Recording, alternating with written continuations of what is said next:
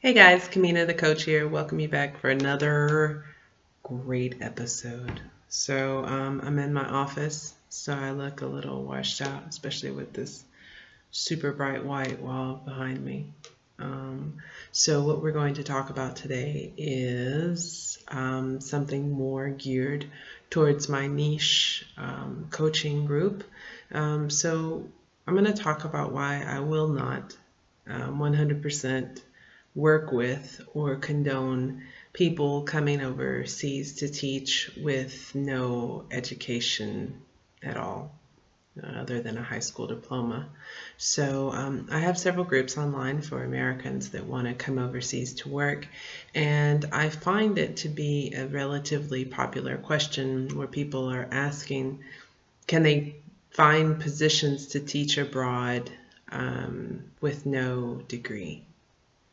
So the short answer is yes, you probably can find a position abroad to teach with no degree, especially if you're a white American, because a lot of times you just represent English to people.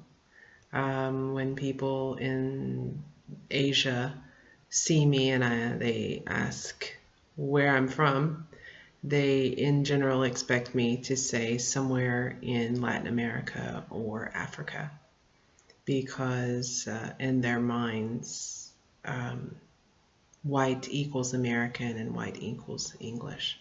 If you're a white American, odds are you can probably get a job teaching abroad without a degree, and minorities as well. It's possible. So why don't I condone it? Um, it seems like a relatively mindless question. Seems, well, to those of us that are in education anyways. Let's just so if you don't have children, put yourself in that position. Now, we're not saying that all certified teachers are amazing teachers. We're not saying that. But let's just put your child in a classroom with a teacher who has no degree. How do you feel about that? I will speak about myself personally. I'm working up on my master's degree, and I am being taught by another master's degree holder. And to be quite honest, I'm a little offended. I would like there to be a PhD teaching my program.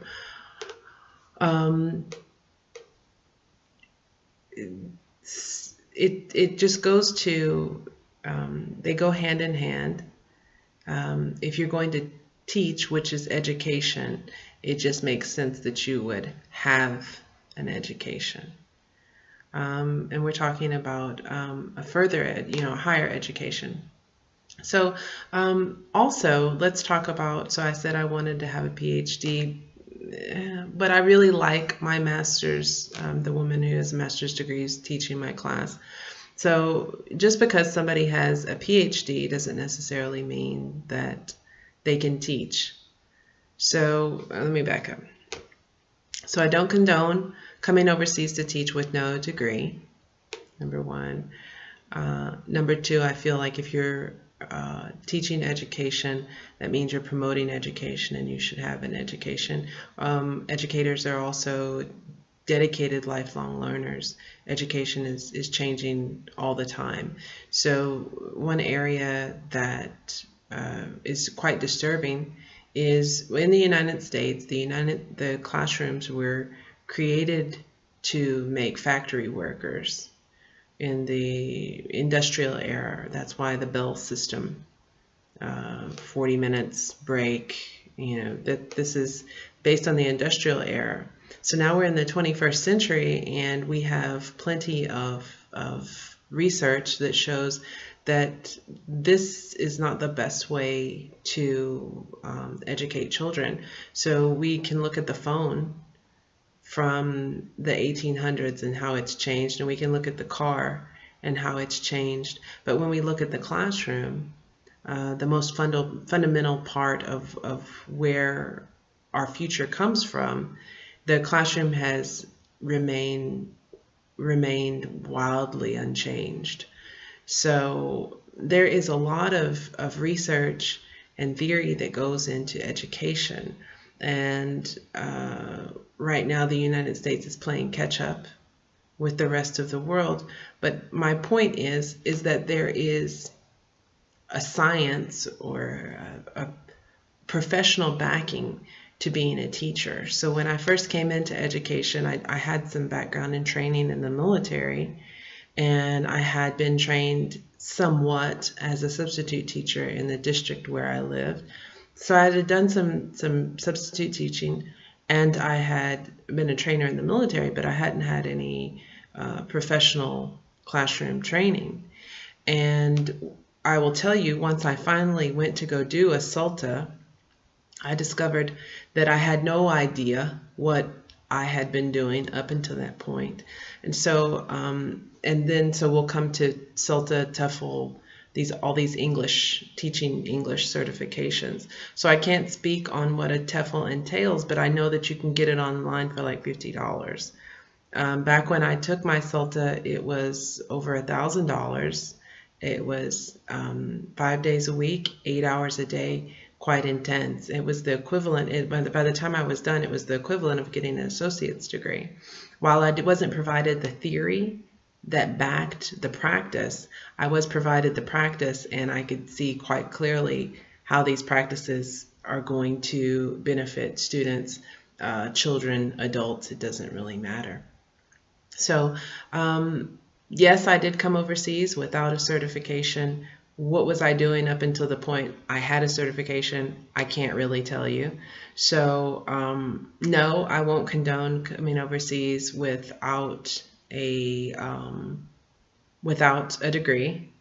I do advise, if you don't have any education background and you're looking to come overseas, that you look into possibly an alternative certification program, or going ahead to take a SALTA. I would actually really advise you to take an in-class program so that you can actually get some practice putting these techniques to work and get some actual feedback on how you're doing. So I really believe that the one way to change the world is through education. I really believe that if we could provide quality education to every person on the globe, that the face of the planet would change. So in this belief, I also believe that everybody deserves quality education. So just because a country is willing to hire you without a degree doesn't make it right, right? So there's my stance on that. It may not be the popular one, but I think it's for me, it's the most ethical one, especially given my stance on religion and my stance on education and how I feel it can affect the world. So thanks for staying with me. It might have been a little dry for you that aren't interested in working and living abroad. But for those of you that are interested, if you want to know some more, reach out to me. I would love to speak to you. And if not, please join a group, follow along, ask questions. And if overseas is where you want to be, then we can show you some ways to get there. All right, wishing you love, peace, and light. Kamina the Coach. Bye, guys.